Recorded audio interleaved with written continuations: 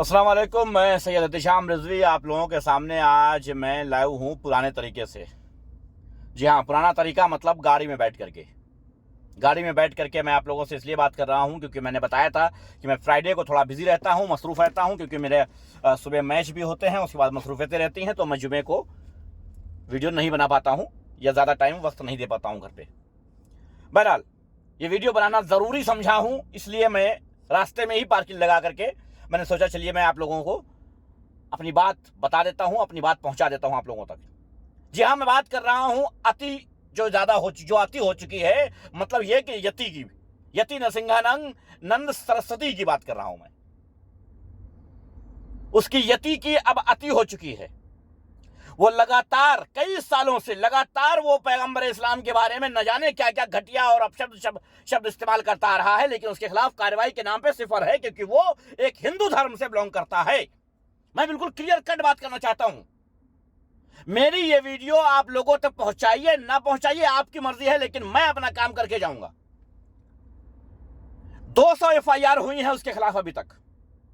मैं हिंदुस्तान के मुसलमानों से कहता हूं, कहां हो तुम? जिंदा हो या मर चुके हो? जमीर जिंदा है तुम्हारा कि नहीं जिंदा है? अगर जमीर जिंदा है तो चाहे ऑनलाइन करो, चाहे दुनिया के किसी भी कोने में बैठे हो, ऑनलाइन मुकदमा करो, उसके खिलाफ एफआईआर दर्ज कराओ। अगर इंडिया में हो तो जाकर के थाने में अपने थाने में दर्ज कराओ। कम से कम 2 लाख से ज्यादा एफआईआर दर्ज करानी चाहिए इस मनहूस आदमी के खिलाफ, क्योंकि इंडिया की पुलिस और खास करके उत्तर प्रदेश की पुलिस धर्म देख करके काम करती है। अगर मुजरिम मुसलमान है तो उसका घर गिरा दिया जाएगा, मार दिया जाएगा, इनकाउंटर कर दिया जाएगा, चाहे क्राइम छोटा सा क्यों ना हो। और अगर हिंदू है तो चाहे जितना बड़ा क्राइम हो उसे छोड़ दिया जाएगा, जैसा कि अमेठी में हुआ। अमेठी में एक कैंडल मार्च निकालने पर, हसन नसरुल्लाह की शहादत पर मुसलमानों ने कैंडल मार्च निकाला, उसका परमिशन नहीं लिया था, 10 लोगों को गिरफ्तार कर लिया गया। उससे पहले अमेठी की ही बात बता रहा हूं। एक महिला जाकर के नामजद करती है किसी को और कहती है कि अगर मेरी मौत होती है या मेरे पति की मौत होती है, किसी भी तरीके से कोई दुर्घटना होती है, तो उसका जिम्मेदार फला फला होगा। उसका नाम भी लिखवाती है। एफआईआर कॉपी मेरे पास मौजूद है, अगली वीडियो में मैं उसको पेस्ट कर दूंगा।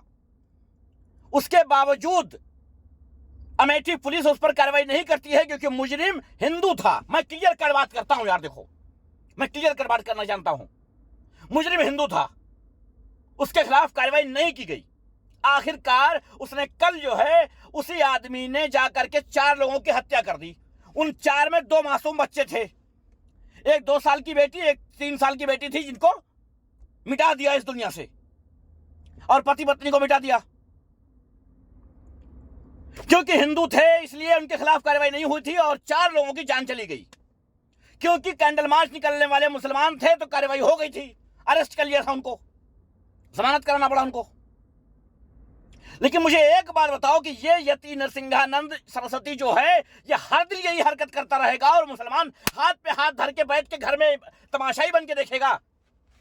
मैं फिर बता रहा हूं, कम से कम 2 लाख एफआईआर इसके खिलाफ करना चाहिए। अभी तक सिर्फ 200 एफआईआर हुई हैं, कम से कम, ज्यादा से ज्यादा 200 एफआईआर हुई हैं। मैं ऐसी चला सकता हूं, लेकिन आवाज नहीं आई क्योंकि मेरे पास यहां माइक अवेलेबल नहीं है, तो इसलिए प्लीज आप लोग ये मत कहिएगा कि भाई ऐसे चला लो, आवाज आपको नहीं आएगी। खैर, उसके खिलाफ कार्रवाई नहीं हो रही है। वो आज से नहीं, लगातार यही बातें करता जा रहा है, लगातार ऐसे नीच और घटिया हरकतें करता जा रहा है। पैगंबर इस्लाम के खिलाफ, मुसलमानों के खिलाफ जहर उगलता जा रहा है। लेकिन कोई सुनवाई नहीं है यूपी पुलिस की तरफ से, कोई सुनवाई नहीं है प्रदेश की पुलिस तरफ से, कोई सुनवाई नहीं है देश की पुलिस की तरफ से। गृह मंत्री से लेकर के रक्षा मंत्री तक, प्रधानमंत्री तक, सबके सब खामोश बैठे, तमाशाई बने तमाशा देख रहे हैं। तो क्या मुसलमान भी तमाशा देखेगा? क्या मुसलमान भी तमाशा देखता रह जाएगा, या कम से कम वो कानूनी कार्रवाई करेगा? मुसलमानों में बड़े बड़े वकील हैं, बड़े बड़े पैसे वाले लोग हैं, क्या उनकी रसूख खत्म हो गई है? मैं मुसलमानों से बात कर रहा हूं, क्या तुम्हारी रसूख खत्म हो गई है? एक नरसिंहानंद जैसे कुत्ते को तुम लोग नहीं गिरफ्तार करवा पा रहे हो। अब कहोगे तू क्या कर रहा है? मैं अपना काम कर रहा हूं, ऑनलाइन एफआईआर करवा सकता हूं, ऑनलाइन चीजें बोल सकता हूं, उसके खिलाफ अपना नजरिया बयान कर सकता हूं, लोगों के सामने पेश कर सकता हूं। आप अगर सोशल मीडिया पर एक्टिव हैं तो क्या आप उसके खिलाफ कोई कैंपेन चला रहे हैं, कोई तरीके की कोई सुविधा ऐसी दे रहे हैं कि लोगों तक उसकी बात पहुंचे? और उस वीडियो को वायरल करने की जरूरत नहीं है। उसने इतनी घटिया और नीच शब्द इस्तेमाल किए हैं कि मैं उस वीडियो को नहीं वायरल करना चाहता हूं, ना ही मैं चाहता हूं कि वीडियो आगे बढ़ाई जाए। जिसके पास आवे वो वहीं रख लो वीडियो, उसको आगे ना बढ़ाओ, उसके आगे वो वीडियो ना बढ़ाओ, लेकिन उसकी गंदी और नीच शक्ल जरूर बढ़ाओ आगे, उसके खिलाफ मुकदमे जरूर बढ़ाओ। इस भारत में एक हफ्ते के अंदर अगर 2 लाख मुकदमे उसके खिलाफ कर दिए जाए तो कब तक बचेगा? बड़े बड़े वकील बैठे हैं, मैं वकीलों से पूछ रहा हूं कि क्या सारे कानून संविधान खत्म हो गए यहां पर? इस नीच आदमी के खिलाफ तुम लोग कब जगोगे? तुम्हारा जमीर कब जगेगा? इस देश में क्या मतलब है? मैं रक्षा मंत्रालय से पूछना चाहता हूं, गृह मंत्रालय से पूछना चाहता हूं, क्या समझते क्या हो आप लोग मुसलमान को? जब मर्जी आएगी कोई कुत्ता आएगा, भौंकेगा और चला जाएगा, आराम से बैठा रहेगा, आराम से बैठा रहेगा, उसके खिलाफ कोई कार्रवाई नहीं होगी। क्या यह संविधान है? क्या यही कानून है? क्या यही एकता भाईचारे की बात है? क्या यही देश के सम्मान की बात है? ये नीच हरकत बंद होनी चाहिए इस देश में, क्योंकि ऐसे नरसिंहानंदों की वजह से नए नए लंगरूट पैदा हो रहे हैं जो इस्लाम के बारे में, पैगंबर इस्लाम के बारे में अजीब अजीब बातें बोलते चले जा रहे हैं। मुसलमानों, मैं कहता हूं कि 2 लाख FIR से कम नहीं होनी चाहिए किसी भी हाल में। कम से कम 2 लाख FIR होनी चाहिए, कम से कम। जब तक कम से कम 2 लाख FIR नहीं होंगी तब तक कोई फायदा नहीं होगा। कम से कम 2 लाख FIR कराओ इस नीच और घटिया इंसान के खिलाफ। बता दे रहा हूं, शायद अली खामनेई का मैसेज आप लोगों तक न पहुंचा हो, मैं पहुंचा देता हूं। अगली वीडियो में विस्तार से बात कर लूंगा। अली खामनेई ने आज जुमे की नमाज के बाद कहा है कि अगर मुसलमान एक हो जाए तो दुनिया की कोई ताकत हमको हरा नहीं सकती है। दुनिया की कोई ताकत हमको हरा नहीं सकती है। अगर सब मुसलमान एक हो गए तो दुनिया की कोई ताकत नहीं हरा सकती है। कब समझोगे मुसलमानों? कब समझोगे? फिरका वारियत से निकल आओ, अब फिरका परस्ती से निकल आओ। अब वो तुम्हारे भी पैगंबर इस्लाम, वो तुम्हारे भी पैगंबर हैं, नबी हैं, रसूल हैं, वो हमारे भी हैं, वो दूसरों के भी हैं। ये अपनी फिरका वारियतों को रख दो किनारे। कुछ दिन के लिए अल्लाह के वास्ते मुसलमान बन जाओ, अल्लाह के वास्ते मुसलमान बन जाओ, अल्लाह के वास्ते। मुझे शर्म आती है कुछ काम करने में।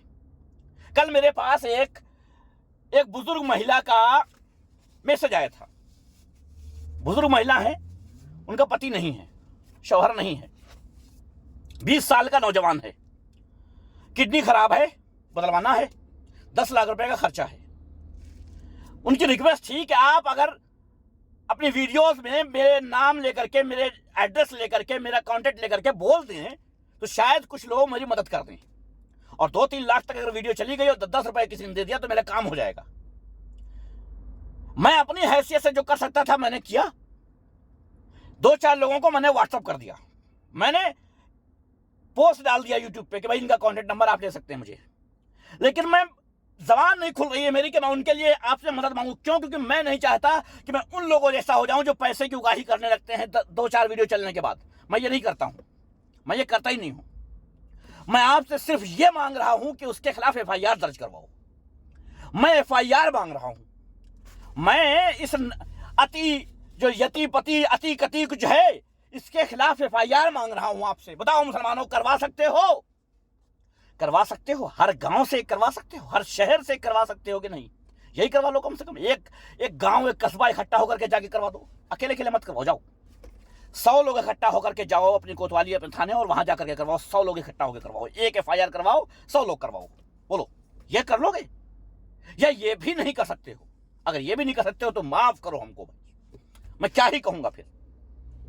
खैर, बहुत बहुत शुक्रिया आप सबका। अगर मेरी वीडियो दिल करेगा तो सब्सक्राइब कर लीजिएगा चैनल को और लोगों तक पहुंचा दीजिएगा, ताकि अगर मैसेज पहुंच जाएगा तो शायद 2-4 FIR बढ़ जाएंगी। ये बाकी चीजें आप जाने, आपका काम जाने। बहुत बहुत शुक्रिया आप सबका। मिलते हैं इंशाल्लाह अगले एपिसोड में।